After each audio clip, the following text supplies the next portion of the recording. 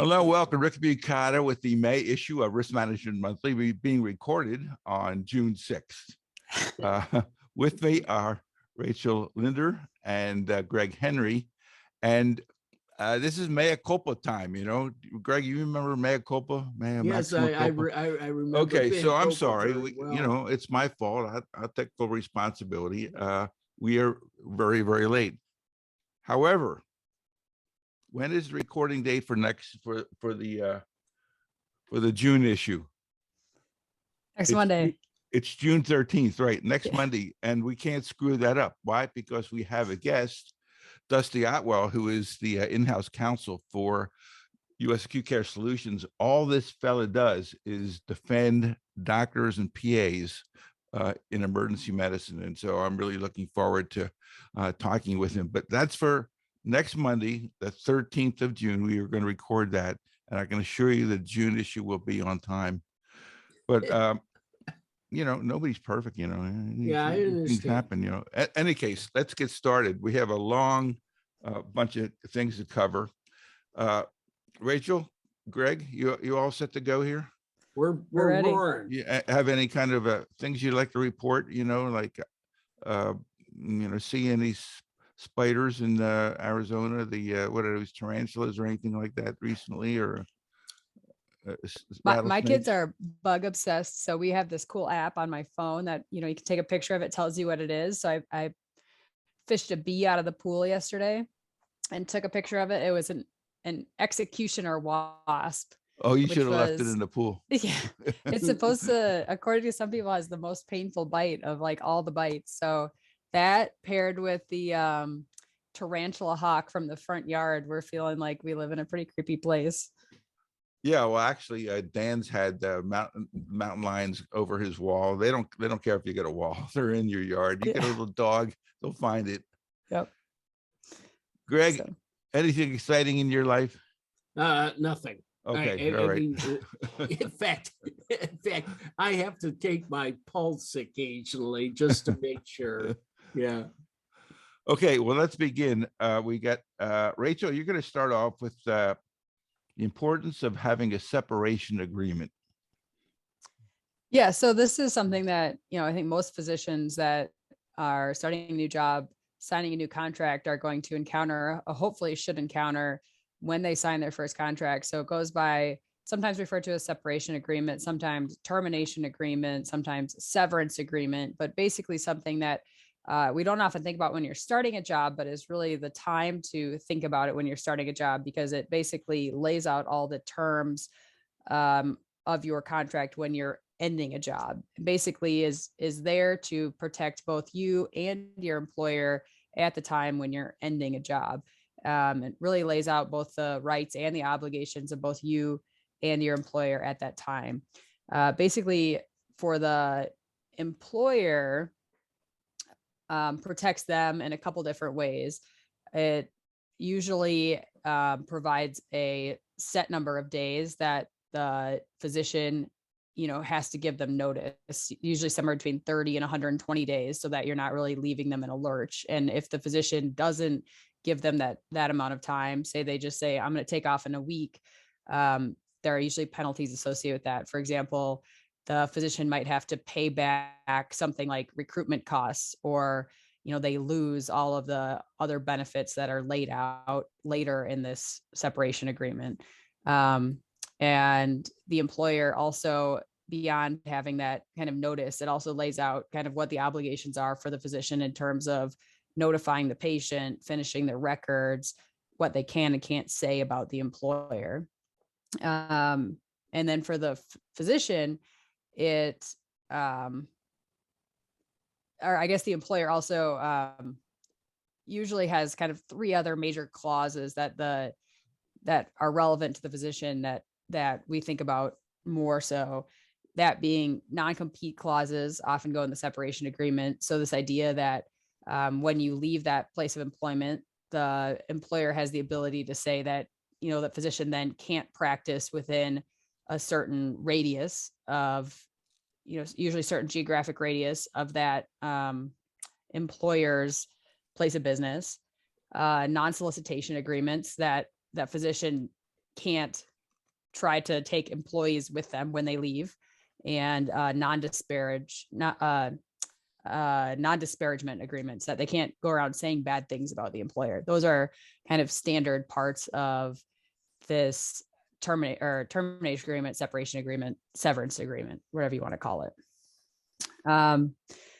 So again, this is something that you kind of have to think about when you enter into the contract.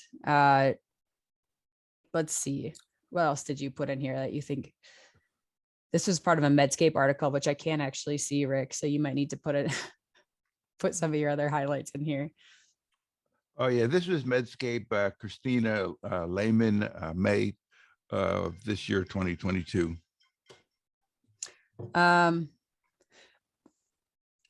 One of the things to know when you're entering into one of these, it's pretty standard terminology to the employer might put one of these into your contract, but this is one of these areas where it's really important for you to have a lawyer review it, because first of all, if they don't have one of these, it can really benefit you to have one, because you have the ability to really negotiate up front, especially when you are signing an agreement for what you want in there. So if they don't have one, this is your opportunity to say, hey, if I ever leave, I want to be sure that when I leave, I have, 2 months of tail coverage, or, whatever, 2 years of tail coverage.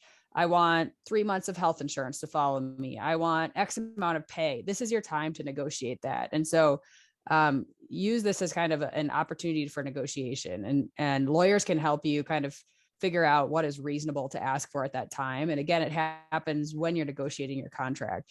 And there are employment lawyers that really specialize in this. And so if you are signing a contract that doesn't have this is a time to hire a lawyer and ask for it and put that in the contract at this point. Also, if you're signing a contract that does have one of these and you want to know, is this reasonable? This might be a time where your employer is trying to get you to sign something that kind of is to their benefit and not to yours. And so have a lawyer review that and make sure that you're softening the language where it's appropriate. Because if I was an employer, I would probably do that. You would be a tough employer, I can tell you. Yeah. Well, you're somebody's signing a contract, they're all excited for the job, and this is an opportunity, they're not thinking about ending the job, and you are, because you're the employer, and that this is inevitably what happens. So this is like a prenuptial agreement. When you're getting married, you're all excited. It's going to be wonderful. I'm going to be working here for the rest of my life. It's going to be fabulous. And then things that don't go as you planned, or there's something else that goes on that makes you want to leave that job. And one of the things that you mentioned is, you ought to do this up front. It's almost like asking for a prenuptial agreement when you're getting married early on. And it's like, because you don't really want to talk to the employer about leaving. You just got hired, and you want to show them that you're going to be there forever and ever and ever. And now you want to talk about what happens when you leave. And right. Greg, did you ever have these agreements for your docs? This discussion has been happening for the last 50 years that I'm aware of. And it is only the very smart docs who carry on this kind of discussion early on before there's any animosity. Most of these kinds of discussions are held when the doc's already in trouble, or you've been told to get rid of them, that sort of thing. But there's somebody who asked for this in advance. They're doing you a favor. They understand what can happen here, and you need to pay attention to their concerns, because they have to make decisions about buying houses and moving and doing all these sorts of things. Pay attention to it. Yeah, to kind of do you have one? I don't know. That's I don't even think you're going to be in Mayo for your entire life. Mayo, you don't even sign a contract. It's like that's what it's known for. So You don't have any rights or privileges there. You're an at-will employee. That you could be I- gone tomorrow. who knows?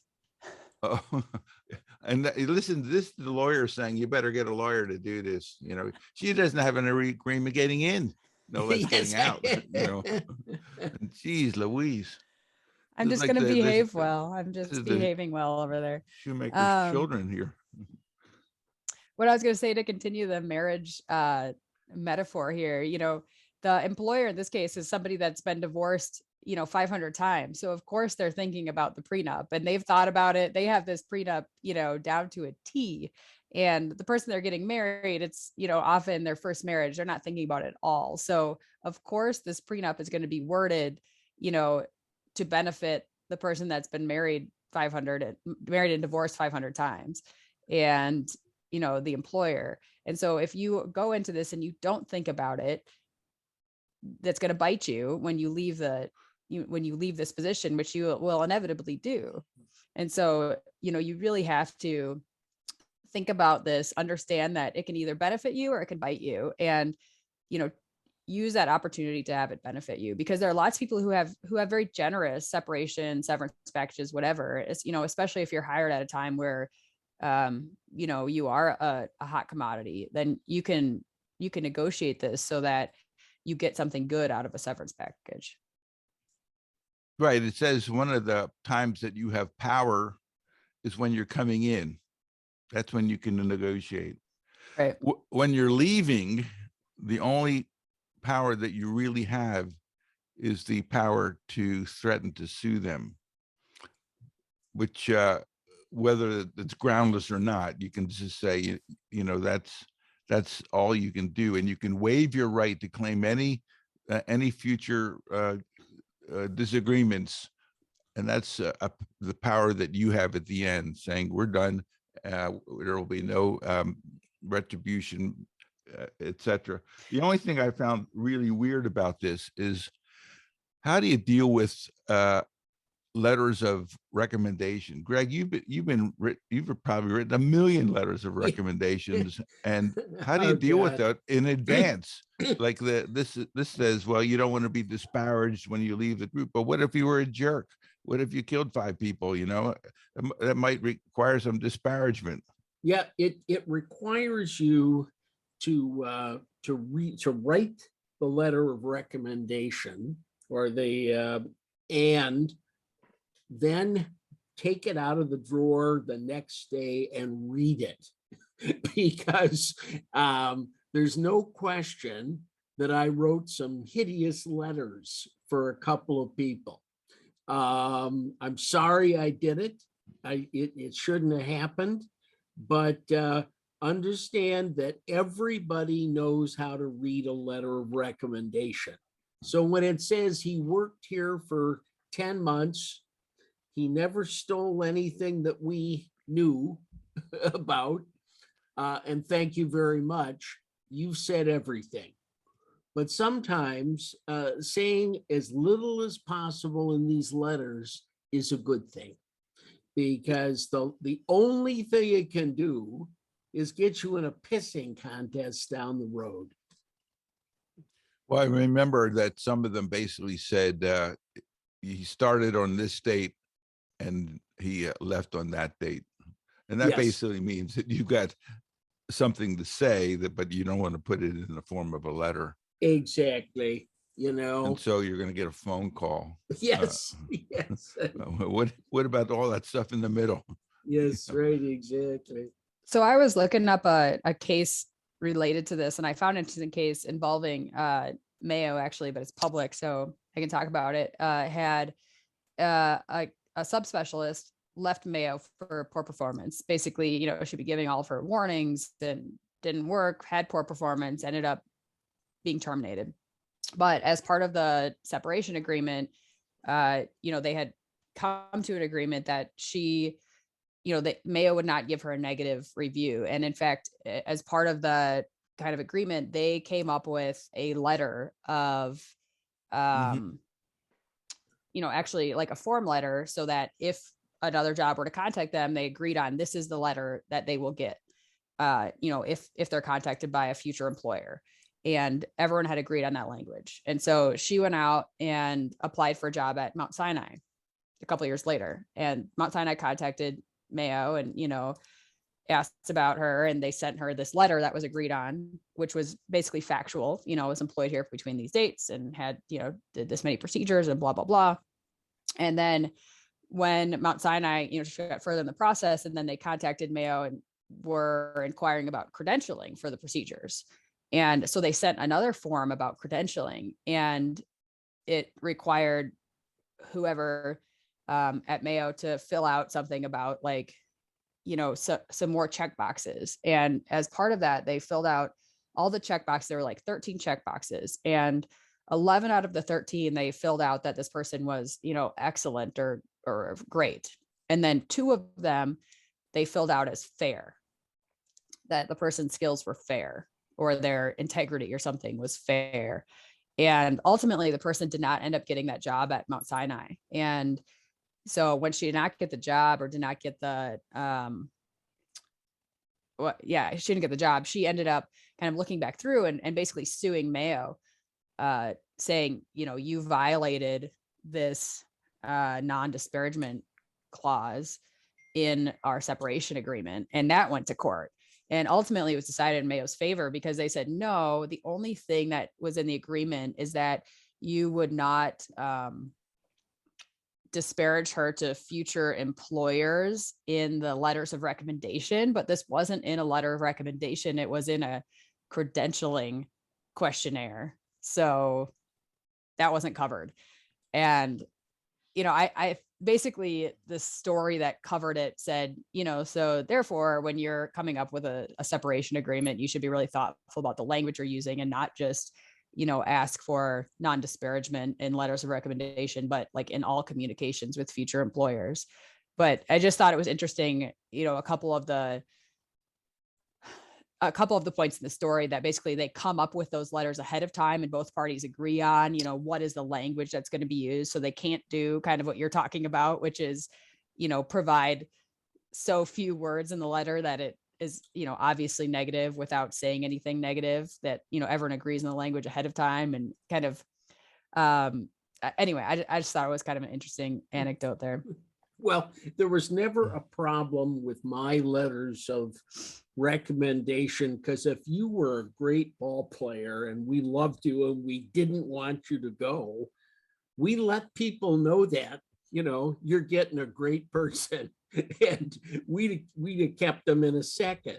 And when it says, they worked here from this date to this date, and there are no current active lawsuits or something like that, when that's the way the letter reads, you've conveyed what you need to convey, I think. I think it's really hard though. And where I think it's hard is focusing on this letter that is going to be used when you leave 5 years now, 10 years from now. And it's like, well, what if you do need to be disparaged, in not necessarily a harmful way, but just a factual way, they lost their privileges for 6 months because of this, that, or the other thing. That's just a fact. And it's a negative fact for sure. But how does this work? We're going to write you a preformed satisfactory letter that you've agreed to. I mean, I think it's tough. I think the employer is put into a bit of a box in terms of working on a letter that's going to be used in the future, at some distant future. But in any case, this is what they said. And I think that the idea of having a separation agreement, that makes a lot of sense. I think that I would be a little uncomfortable saying, okay, well, we're engaged now. We're about to come together here. And oh, by the way, can I have this separation agreement? This is like marriage. Marriage is easy to get into and hard to get out of. Right. Anything else here, guys? Well, before we move on, I bet you I bet you had a pretty serious policy, Greg, about, since your group is pretty large, about dealing with people who are leaving. Yes. Oh, and like I say, if you're the director of a department, you have to write these letters. You don't get a choice. I mean, they do come in. You just have to know what you're saying. Is that your pacemaker? Yeah, it's my pacemaker, exactly. But that's why you have to take your time and look at these things carefully. You know, it's real simple when they were a great Yes. person and Sure. they have to leave. That's not a problem. The problem is when you have to make some negative comment, and that's where you got to be careful. You know, one of my friends is a residency director here, and he basically has to write all of these letters of all of these residents who go every year when jobs are being sought for by these folks. And he says it's a real pain in the butt. You have to walk this really kind of delicate line, but hopefully you're never going to leave the job that you had. It's going to be a wonderful job. It sounds like you don't have to worry about Mayo because you don't have, they can fire you whenever they want, you know, apparently. Let's move on to this is a little news item here from, you know, I've been telling you in the past about the cap on non-economic damages, otherwise known as pain and suffering, that many states have, and a good number of states have had them and have gotten rid of them. California's began in 1975. 1975, we were one of the first, and our cap at that time was $250,000 in pain and suffering, but it never budged from that. It's been $250,000 since 1975. So the lawyers every year threatened to have a initiative. We legislate by initiatives here, where if you get enough people to sign a petition, that initiative will be on the ballot of and in this case, the lawyers are going to have a ballot measure to fix this in their favor. And oddly enough, this is really unheard of, because the ballot measures are basically hugely costly, because you're running ads on TV about telling other people how bad the other people are. And it would have spent a lot of money fighting each other. They just said, hey, listen, let's come together and work this out. And if we do this, we won't do a ballot measure. We won't have a fight in the public. And actually they did it. And it's kind of strange because starting January 1st, the award will go up to $350,000. Well, that's chicken feed, considering it was at $250,000 since 75. It went up $100,000, big deal. Yep. And over a 10-year period, it'll go up to $750,000. It's like, who won this negotiation? Obviously the doctors did. It's like, who was at the switch here for the lawyers?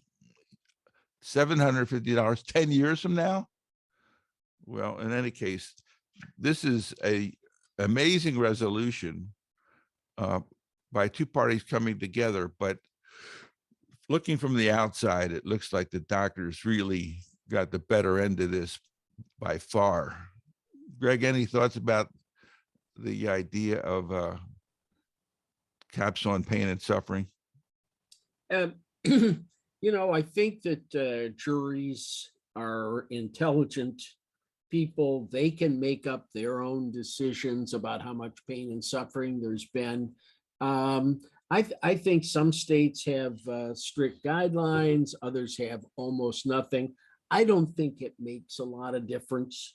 And I think in general, patients do pretty well at the hands of juries. And juries do take care of people when it's necessary. Well, you have to remember now, this is not taking care of people when it's necessary. This is pain and suffering. Yes, this is loss of consortium, you Yeah. know, that kind of stuff. Yeah. Rachel, any thoughts? No, just to add a little more nuance. So the amounts here, the 350,000, 750,000 are for cases that did not involve wrongful death. It's a little bit higher in cases involving wrongful death. It's 500,000 up to $1 million. So that's probably, a little bit higher. Yeah. Still, I think, there are a lot of other states where they don't have those caps and they go up to, 25 million or something. Yeah, So exactly. You know, use some talcum powder on your lower levels, and the next thing you know, you got ovarian cancer. Oh, come Yeah. on, guys. Mark. But That was an interruption there from my brother. We're going to keep on going, though. We're just going to keep on going. And Dave, can you, who's monitoring this, Dave, can you tell Mark to leave me alone here a little bit? But I think I see what you mean, that, it was a win for physicians because of that amount. But at the same time, 250,000 lawyers aren't even going to want to take the case. And in That's the problem. right. In the previous law, there was also, along with that, there was limits based on the amount that the attorneys could collect. So under the previous law, they could only collect like 25% Wow. of amounts up to 500,000, 15% of anything that exceeded 600,000. So, we're used to attorneys billing 40% of a contingency, but under California law, it was 15% of amounts above 600,000. So it was limiting even that. So attorneys weren't going to want to take cases. And this bill, I don't know the particulars, but it changes that. So I think it will allow more people to bring suits forward, which, depending on your stance, is a good or bad thing. But right. I'm glad you mentioned depending on your stance, because Yes. there were lots of cases that really were meritorious, but lawyers won't take them on, kind of thing, because they weren't slam dunk bad baby cases, or that's what they want. But so emergency medicine cases dropped tremendously. The rates for insurance dropped here. This all was, during my time in practice, and so it's kind of like, I don't think it's a huge improvement, because I'm concerned about these people who have legitimate cases, who can't get their day in court. Anyway, moving on, Rachel, you want to do, oh, listen, I'm going to do a case here on chest pain. Yeah, let's do a case here. All right, this is a case, this is a little weird, but fundamentally really important. So this is a case out of Eric Funk's MedMal Review. Eric is an emergency physician, provides these cases and depositions to review and the like. This was published April 18th, 2020. 61-year-old male who presents to the emergency department with a variety of complaints, including shaking legs, abdominal pain, multiple other complaints. The only abnormality in the vital signs was his blood pressure, 169/84. Here's what the nurse wrote. Abrupt onset of the sensation that he had a lid of a paint can that began in his epigastrium and slammed into his jaw and then came down and continued to compress upon his abdomen. It came on abruptly. It's got the paint can syndrome. You heard of this, Greg? Yeah. He was loading the car when this came on. So the EKG was non-specific. The troponin was normal, but during the patient's stay, he continued to have some feeling of this paint can lid. Not the whole can, just a lid in his abdomen and upper and chest. So they admitted him for pain. They don't really know, why, but it was still there. So let's admit him. Because the pain got a little worse when they went to the floor, they decided to do a cardiac catheterization, despite the normal enzymes, a marker. It's not an enzyme, a marker, and EKG. And during the catheterization, they determined that the patient had an ascending aortic aneurysm dissection. And during that process, he developed bradycardia and died on the table, poor form. And obviously there was a lawsuit. And one of the issues was that he never had an emergency department chest x-ray. That does seem a little strange, where depending where you think this paint can lid is stuck, that he never had one of those. And they want, obviously the logic is, well, if you had done that, you would have seen the mediastinum was wide or this or that. But they didn't do that. And any thoughts? Everybody always can, after the fact, find a finding on the x-ray. Truth is, if you look at some of the series done, probably less than 30% of people who have this problem. Does somebody call it from the x-ray? This is a rare, this is an unusual x-ray finding, Rick. It would not be common to be picked up. Well, yes, but on the side of the patient, you never gave me a chance to show it to you, show you my symptoms. Rachel, any thoughts? Yeah, there's not a ton of information in this case. So this guy with some bizarre chest pain, abrupt onset chest pain, who's hypertensive, and he only had an EKG and troponin. Troponin's what, like 25% sensitivity for dissection.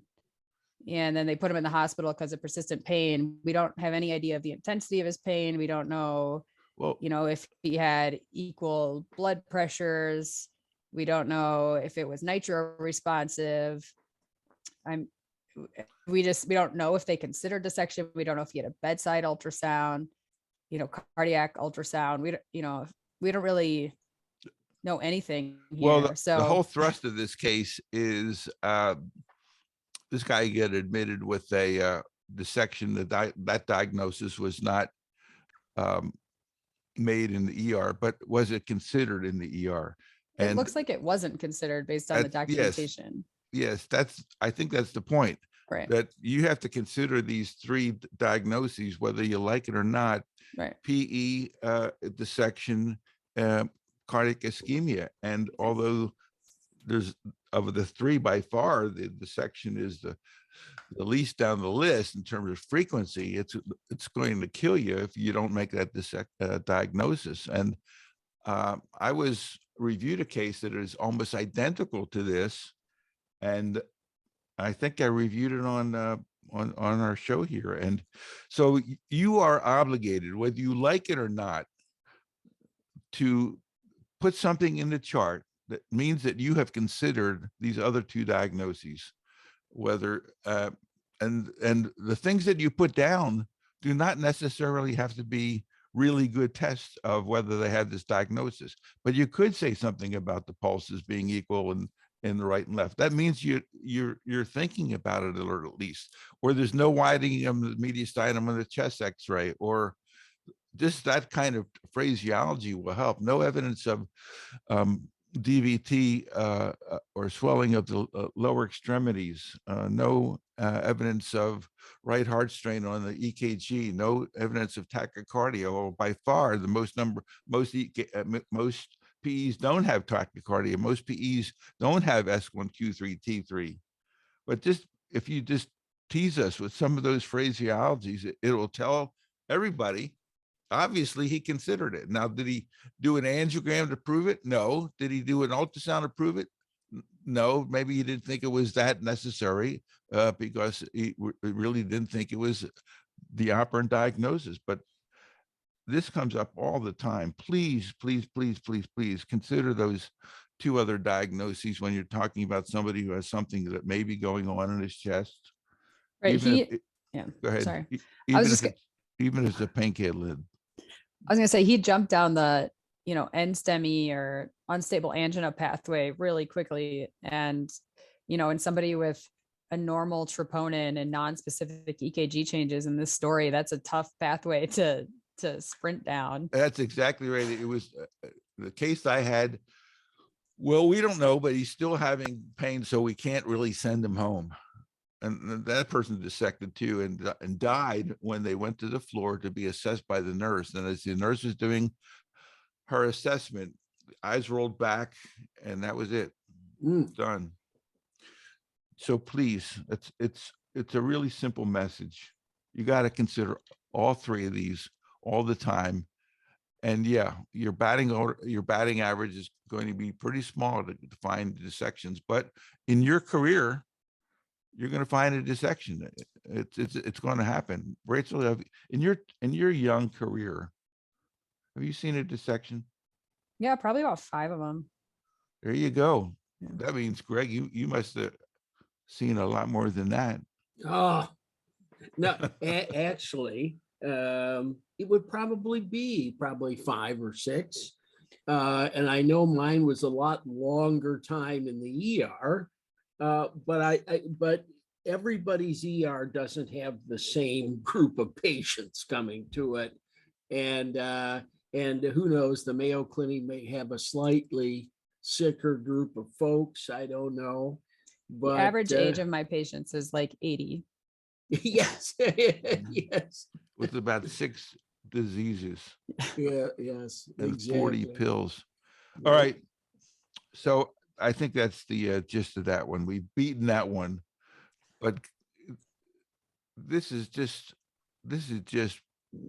emergency medicine 101. And you see these cases over and over and over. All right. Well, I think, sorry, just Go ahead. even though No, you we've go ahead. beaten that one, I was gonna say, I think nobody wants to be the person that, thinks about dissection immediately with every patient who comes in with chest pain. And you can't work every single patient up for chest pain when they walk in the door. But I don't think this case says that you have to be.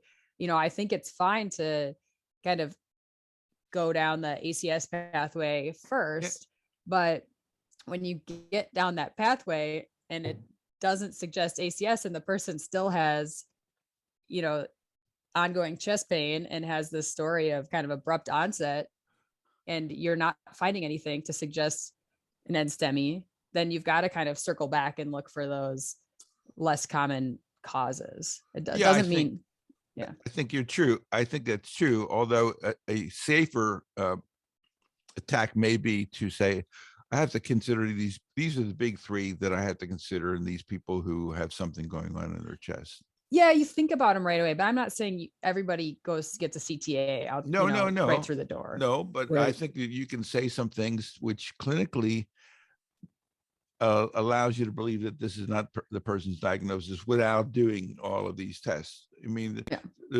just to acknowledge that you've considered them, and then you've looked and you did check the pulses. Yeah, and the chest. I think that just these phrases make it clear that you were looking for more than ACS when they came in with chest pain.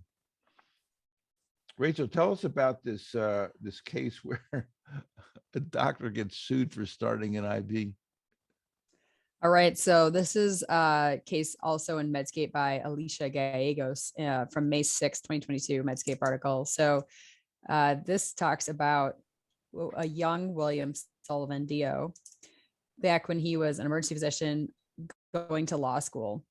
And in this case, he was just working in the ED, and apparently there was a trauma victim who came in. Trauma team was working on him. Nobody could get an IV. And so they basically pulled him in and said, can you help us out? We can't get a line started.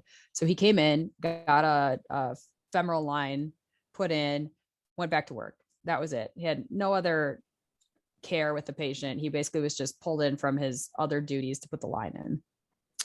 Basically, a year later, he was put on notice that he was sued by this patient because patient had a bad outcome and ended up having like internal bleeding or something.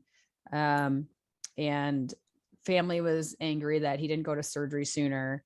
And they basically, sued everyone involved, including the director of the radiology department, who wasn't even in the hospital at that time, but whose name happened to be on the case because it was just kind of appended to the radiology report from the images that this trauma patient had had. So, Dr. Sullivan reviewing this was frustrated because in the state of Illinois where this happened, there's basically a rule that in order for attorneys to file lawsuits, against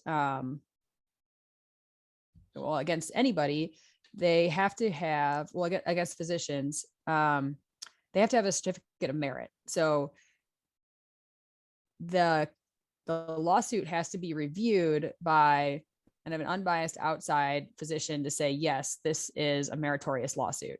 This physician is, rightfully named in this case.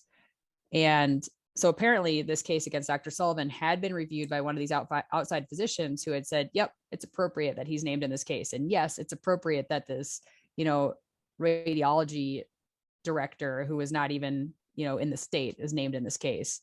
And Dr. Sullivan is frustrated, like this certificate of merit is breaking down in this case because obviously, neither he didn't feel he should be named or this radiology director, and both of these people were named in the case. So he actually went and filed a lawsuit against, let's see, who was it? Against the plaintiff's law firm for malicious prosecution, saying, whoever they hired and relied on, that person was unqualified, that, they didn't meet the requirements for they didn't, basically they are granting that certificate of merit didn't meet the requirements or the standards in Illinois. And he lost that lawsuit, basically saying there really weren't very many standards. And plaintiff lawyers really didn't want any part in changing those. They liked the fact that there were really no standards in the state of Illinois, that there was a really low bar. They really weren't interested in changing that system or, trying to increase the standards for that certificate of merit. So in his case, Dr. Sullivan's case, it took 18 months for him to get dismissed, even though, he really had nothing to do with the fact that the internal bleeding was missed. And so he had to spend a bunch of his own money trying to get himself dismissed, again, even though he really had no involvement in this. I guess I'll leave it at that. I'll let you guys weigh in here. Greg? No matter what system you set up, there's going to be some story that you can tell that it wasn't quite fair to everybody. But I think in most cases, the system, the process whittles down the really poor cases. It really does, I think. More than that, the plaintiffs can't afford to try really bad cases anymore because the cost of trial is high. It's real. So in any event, we need to think about the bigger picture here. And I'm not sure that there's more silly or bad or really outrageous lawsuits today than there was 20 years ago. I having been looking at these cases now for a goodly number of years, I think that there's always going to be a certain number of cases which you're going to be, enraged about. I mean, are really terrible. But the bottom line is, it's probably about the same for everybody. One of the problems here is that these certificates of merits do not necessarily have to indicate who was the physician who made this claim, and what specifically were the issues that allowed that physician to think that this was a meritorious claim. So he really wasn't able to kind of fight back, particularly against that claim. and it took a long time to get out of it. Therefore, so the point was made is that some states allow this person to be anonymous. Other states, this person is not anonymous, apparently. I do think personally that a certificate of merit is a good thing. Generically, you don't want, really bad things to go down. But I think most lawyers, right, there's so much money involved in these cases in terms of pursuing them that this idea of frivolous lawsuits is just kind of not really there. Nobody can afford to deal with frivolous lawsuits, to create frivolous lawsuits, to pursue frivolous lawsuits. So, and we covered that a couple months ago about an article that basically says there's not going to be a frivolous lawsuit, because the other thing is that the insurance companies don't back down anymore. If you got a bad case, they're going to say, fine, see you in court. So ACEP is taking a position about this idea of certificate emerged by anonymous physicians, and said, that's not such a good idea. I don't know a specific policy. Normally, Rachel is able to pull up these policies within 30 seconds, being the millennial that she is. But in any case, Dr. Sullivan is actually quite well known. Greg, we've had Dr. Sullivan on our recordings here. Yes, we have, and he is a very well-known young man, and I understand why he took this personally.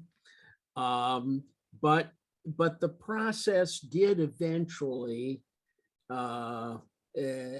exercise itself, and he did not pay money on the case, as I remember this, and so it was a pain in the butt. It was work to get through it, but he got through it.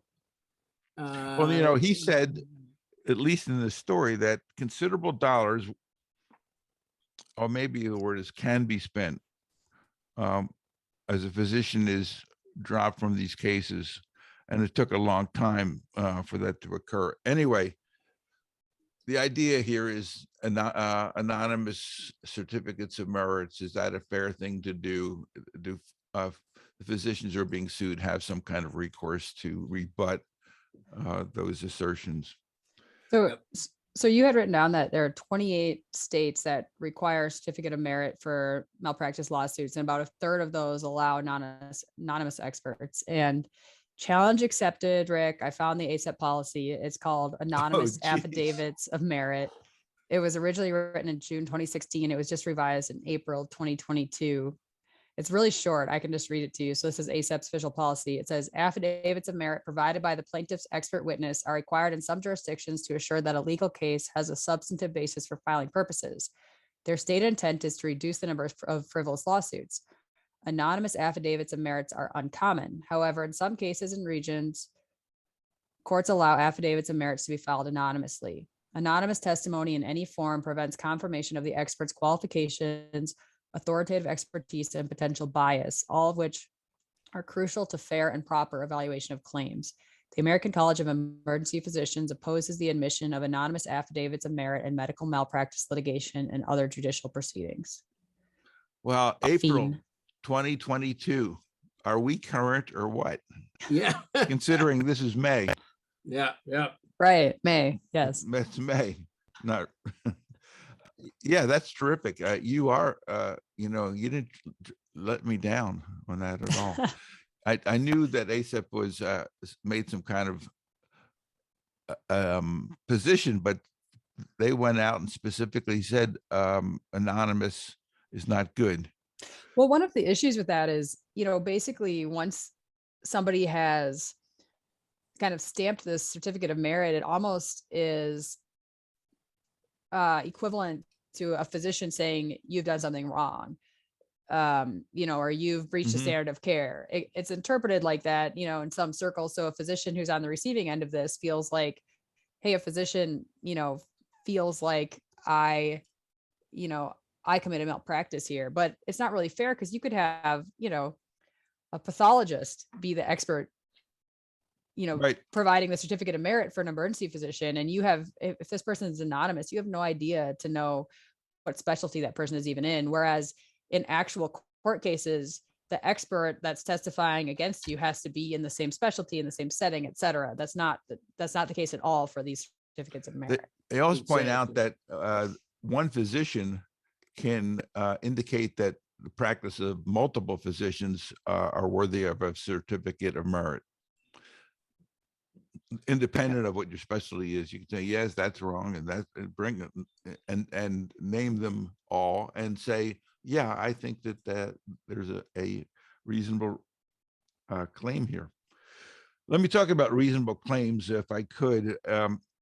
This is about a malpractice insurer who went bankrupt and left 57 emergency physicians who had open claims with a letter that said, we're going to pay 40% of your defense costs and 40% of your any awards that you that are awarded you. This was Epic's. Greg, you probably know something about this Yes, company. yeah. It's had a Well, relatively long history in emergency medicine, because I you and I knew some of the people involved with Epics, and we used to see them at the scientific assembly. They had a booth there, and this is the bad outcome of this company that the state of Vermont said was, they didn't use the word bankruptcy. They have a different term up in Vermont, right. probably from the 1650s or something like that. But in any case, this was and normally insurance companies have some kind of, the state will guarantee them in some way, but apparently they don't guarantee risk retention insurance companies, which means that the insurance company is owned by the members who are insured. That basically disqualifies you from what's called this guarantee fund protection. And they focus on, a 60-year-old physician who was insured by Epics, who was facing his first malpractice claim. And to my knowledge, there is no happy ending here. And so this doctor who is about to retire may not be able to retire, because just paying lawyers and the like could be costly. I think that, having been the president of an insurance company for a while and having lived through this, it is not simple.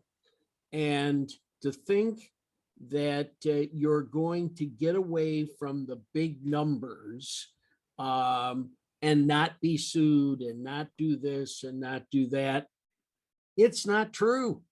You're going to be there with everybody else, and you're going to have to put up with a certain amount of outrageous claims and this, that, and another thing.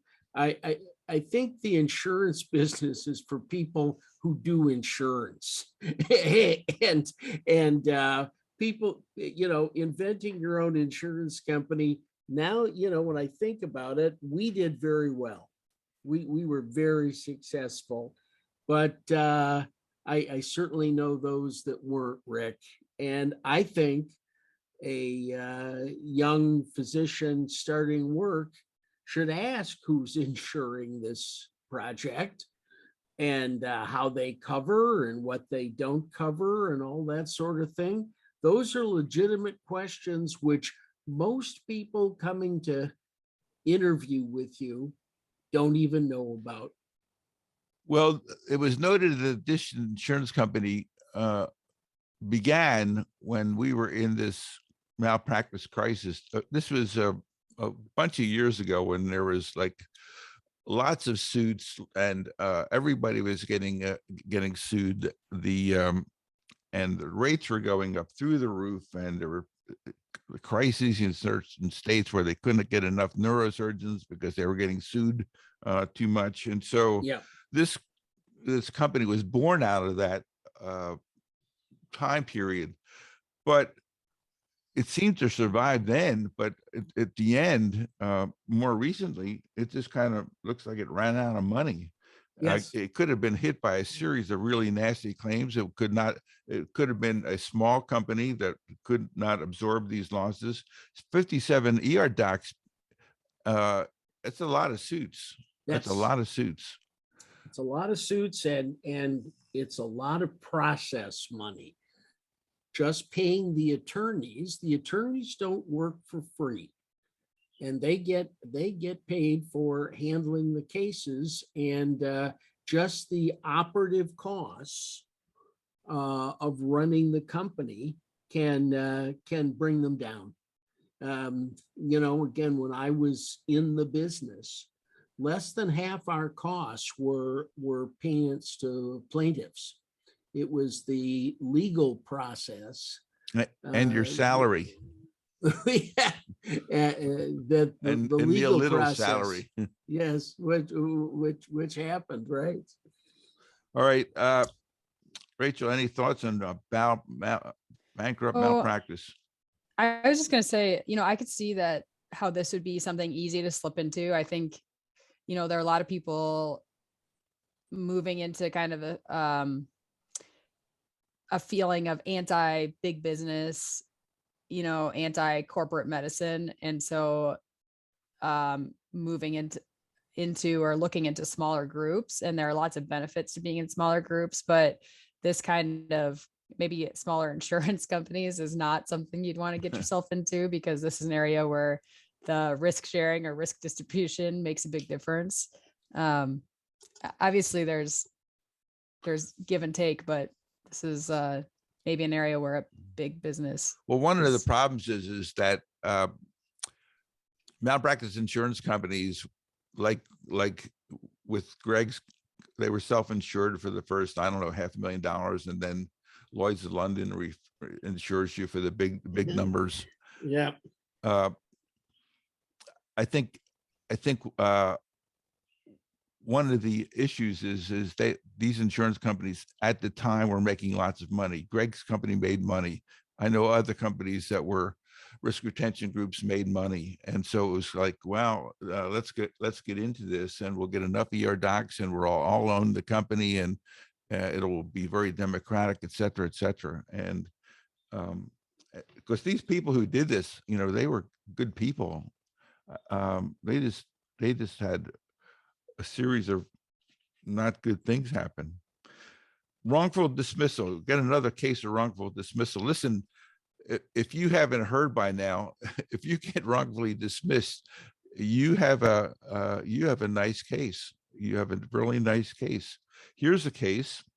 This is again a Ruth Sorrell article in Emergency Physicians Monthly, January 2022. It's about a physician out of UC San Diego who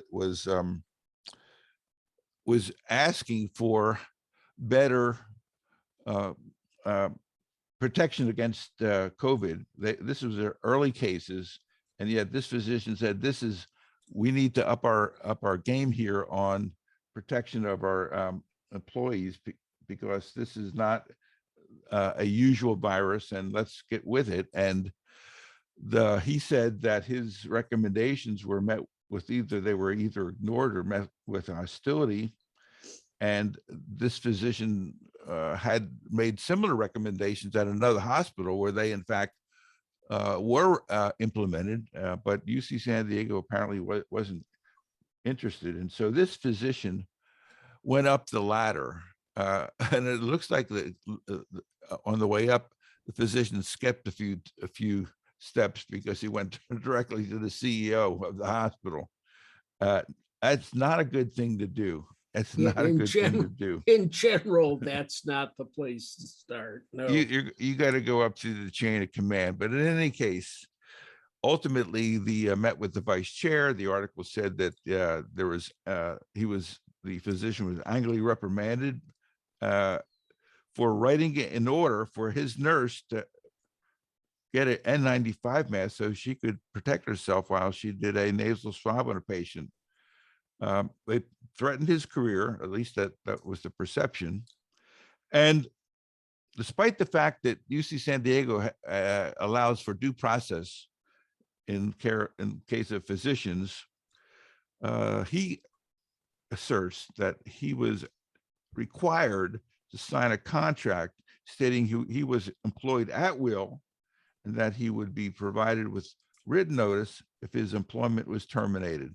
So basically, he waived his rights to the due process of the University of San Diego, but the University of San Diego's employees basically required him to sign this document. At will employees, more or less, are let go at will. They also had an opportunity to fire this doctor's wife because she brought a puppy to an urgent care center that the doctor was working at, which was in the same system. The puppy was in the physician's lounge, but that still caused a problem. Obviously, the university denied retaliatory firing of the physician and his wife. They sent the emergency department sent an email to all the emergency physicians talking about the fact that this physician was fired because of lack of integrity. Wow. The physician claimed he was not given an opportunity to defend himself and his wife. Dr. Robert McNamara, one of the finders of AAEM, said in this case that the person sweeping the floors in the emergency department had more rights than the emergency physician working in the department. Yeah, and that's true. The president of Ford Motor Company has less rights than almost anybody else because he either produces or he's gone, and there's no way to get away from that. Yeah. So you know, that's not a valid criticism. But the bottom line here is there's something else we're not knowing about this case. For sure, there's two sides to every case. There's no question about it. You know, and there's a doctor here with a puppy that that is let go or something like that. I mean, It's in the doctor's break room. Come on. Yeah. It's not like they x-rayed the puppy. Right. Which is what we did in the Indian Health Service. So the chief brought his dog over and we put the dog up on the table for an x-ray, and some people thought that was unsanitary. I don't know. I didn't think it had anything to do with anything. But okay. This is a series of cases that we've done over the last 6 months about people claiming that they were fired inappropriately and are going after the people who did the firing. And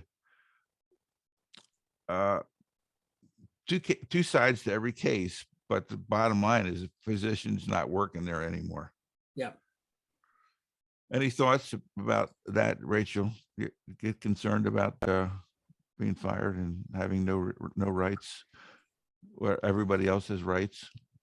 Yeah, this is an area that I need to brush up on a little bit. But you know, the EEOC, the Equal Employment Opportunity Commission, kind of oversees this, and they basically, you know, say that even if you sign something, if it's done under circumstances where you were induced by fraud, duress, undue influence, if you didn't have enough time to read and think about what you're signing, if you weren't able to consult with an attorney, or you were discouraged by your employer from doing so, or whether you didn't have any opportunity to negotiate, like whatever, even if any of those were true, if what you sign might not be enforceable. And, you know, it really sounds like that's what is being described here. So it sounds like he probably has a case just based on the kind of little blurb that we got. You know, not every signature makes something valid, I think, is the point of that. And it sounds like, you know, he was working under one premise or contract and then was kind of forced to sign a different one. But just because he signed it doesn't make it valid. Greg, during our tenure, there was a lot of physicians who were independent contractors. Exactly. Independent contractors basically could be fired at will. Employees could not be fired at will. You know, for an employee, you have to go through this whole process of documenting, mourning, et cetera, kind of thing. And you have to do it under the guidance of HR so that you cross every T and dot every I perfectly. And so in some cases, it's virtually impossible to fire somebody like in these, you know, these fire department, teachers unions, those kinds of things. Yes. So the issue of what is an at-will employee, we've talked about that in the past, even though you hear about people being fired all the time in the government, like especially in the president's office, they change this or that, this person's going. But those are usually political appointees. But it isn't, I mean, they have a job and they're getting paid. So, I mean, they're either an employee with some rights or they're not. I guess there's nothing wrong with having, I guess, some people who can be terminated at will. I mean, if you're not, if you've lost the confidence of the person that you're working for, that you see that all the time in the people that are fired from being captains of a ship because something happened. They say the admiral has lost confidence in your ability to lead, and you don't get fired, just get demoted. Yeah, the people that you're usually seeing in the government are political appointees, not the government employees that are moving on. Yeah. Because I would think government employees get lots and lots of rights. They're all unionized, Yeah. I would assume. Tarasov is alive and well in Indiana. Rachel, did you know that? It's alive and well everywhere, isn't it? All right, Tarasov. I feel like everyone should know this case, but I was amazed to see it come up again. I mean, this is the classic emergency medicine case. This is from Mike Ritter. This is quite old. This is kind of one of those that slipped through the cracks. This was published in November 18, 2021. Where was it published? It was published actually in a law firm's newsletter. The law firm is Krieg DeVault, which of course I've never heard of, Krieg DeVault. But this is where they wrote up this case. So Tarasov is basically the 1970s case that says that physicians have a duty to warn if they know that a patient is an imminent threat to somebody else. So you could basically violate HIPAA and warn that person, or stop that patient from carrying out that threat. It's one of the few circumstances that we have the ability to violate patient-physician confidentiality.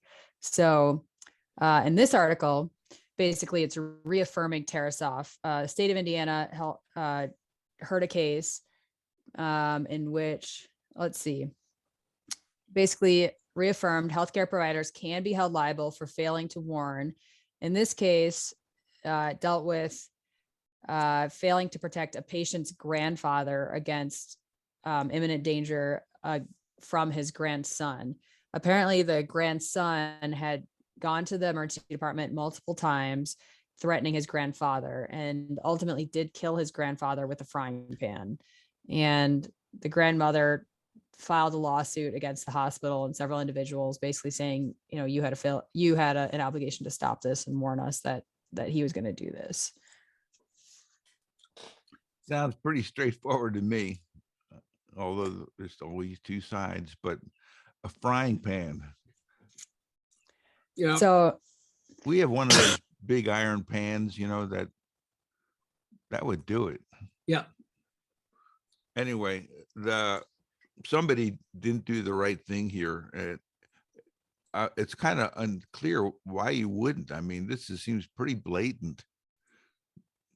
So there was a 2017 article that tried to kind of look state by state and see what the duty to warn was in each state, and showed that basically there's kind of a couple different types of duty to warn that exist. So in a bunch of states, there is a duty to warn if there's any threats against a specific individual.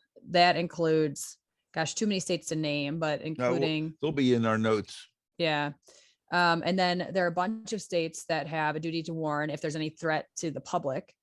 So if somebody's like, I'm going to go, bomb a whatever, there's a duty to warn there, violate HIPAA. Bunch of states, if there's threat against even kind of somebody that's really considering, not necessarily like you're certain they're going to carry out an act, but they're really considering carrying out some type of harmful act. And then there are 11 states that really haven't weighed in on this issue. It just hasn't come up. And so it's really unclear kind of what the physician's obligation or duty is in those states, unfortunately. You know, one of those categories, Rachel, was they give you permission to warn of contemplation of a crime or harmful act. So Okay. you're But no allowed duty. to, you're allowed to do it, kind of thing. And then the 11 states, others haven't addressed this. So there are degrees of the Tarasov's. There's thresholds based on state law, because California was the basis of the Tarasov law. So we have a version of it, and then all these other states, except for 11, have some version of it as well, but they're not all the same. Any other thoughts about Tarasov? I know, Greg, that you like this guy. This is one of those cases that you learn early on in medicine, and you realize, you know, maybe you shouldn't be silent all the time. You know, we do have access to knowledge from various patients of things which aren't right, and you do have some obligation to act in the public's defense. And I think that Tarasov is the is the ultimate in that case. And you don't have to be right either. This is kind of like reporting child abuse. You're not reporting child abuse. You're reporting this is suspicion of child abuse. Exactly. And then all of these people will determine whether that's the case or not. So this is the same kind of thing. I mean, the threshold here is probably it's best for you to report than not report. Gosh, and I think if I lived in one of those 11 states where they hadn't weighed in and somebody said, you know, I'm going to go bash my grandpa's head in with a frying pan, I would probably not think too hard about the fact that the law hadn't come up in my state, and I would, you know, break HIPAA rather than wait and see what happened. And I'd, you know, rather be held responsible for breaking HIPAA than sit in court, you know, waiting to see if the state felt like I had a duty to warn or not. Yeah. This seems like the right thing to do, whether you had a law or not allowing you to do that. If anything, that you should be encouraged to do this. This is, you see these cases with regards to physicians missing these these cases of child abuse where they come in with a really kind of minor thing. One of them was a torn frenulum. Torn frenulum is kind of like, should make you think. Now, these are all nonverbal children. They can't walk. And it's kind of like a tip off that why did that thing get ripped? So it's like there's all of these subtle kinds of things. When you leave them go back home, there's this horrible record of people coming back much worse, where then it's obvious that this child's been subject to abuse with, and so the threshold for child abuse is really pretty low. And I think that that's probably should be generally your point of view. I'd much rather turn somebody in and worry about whether I violated their rights later. I think we're going to do one more little thing. Risks associated with blocking access to patient medical records. So, you know, the 21st Century Cures Act came into being 2016 under the Obama administration. And the purpose of the law, at least one part of it, was to give rapid access to medical records by patients and to, in fact, guarantee that access. There is no person in the hospital who does more histories and physicals than you as an emergency physician or PA, NP kind of thing. I mean, you may be doing 15, 20, 30 a day. Nobody does 30 a day. You've had 30 interactions with 30 different patients, and they all have access to their records. Occasionally, there are some patients who you think it's not a good idea for them to have access to the records. Maybe it's a woman who is abused by her husband, and she's afraid that that there will be some taking of revenge or something to that effect, or there's some kind of STD that you're dealing with, and so the record can be sealed, but also from the patient as well, because the fear of somebody getting it. And that's fine. You're allowed to do that. You're allowed to prevent patients from looking at their ER record. However, if you do it inappropriately, the government says that you could be exposed to a $1 million fine for every time you do that. It'd be kind of expensive. Yep. And they basically say here that the law allows up to $1 million, but they say the regulations specifically for this, in terms of what the punishment is has not been identified. This is an article by John McCormick in Medscape, March 7th, 2022. If you want to read a little bit more about it, we also have some links to these articles as well in the show notes.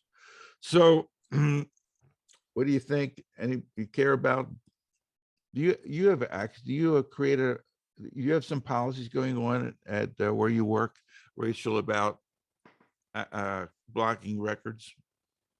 Just kind of unwritten rule that, shouldn't do it. Okay. That's along, Let it be. that goes along with the employment agreement. Yep. Your file at Mayo is probably one piece of paper or something like that. The entire file. Your attendance Behave report. yourself. Yeah. That's right. All right. We got a few other things we can cover, but next week we have this great interview coming up. I know it's great because I've had a chance to talk with Dusty a couple of times, and I think that he's a very slick person in terms of his knowledge of emergency medicine, and he's going to give us his 8 or 10 things that if I had my druthers, I would tell emergency physicians with regard to how they shouldn't be sued. So pay attention. Next week it's coming. It's actually the June issue, which we will be early on. Oh my God. At least I think we'll be. All right, Greg, thanks a ton. Rachel, thank you. We'll talk to you in 1 week All right. with Dusty Otwell. Thanks, guys. Anything before we go? Yeah, No. we're looking good here. Okay. See Take you next care. week. Bye-bye. Bye. All right.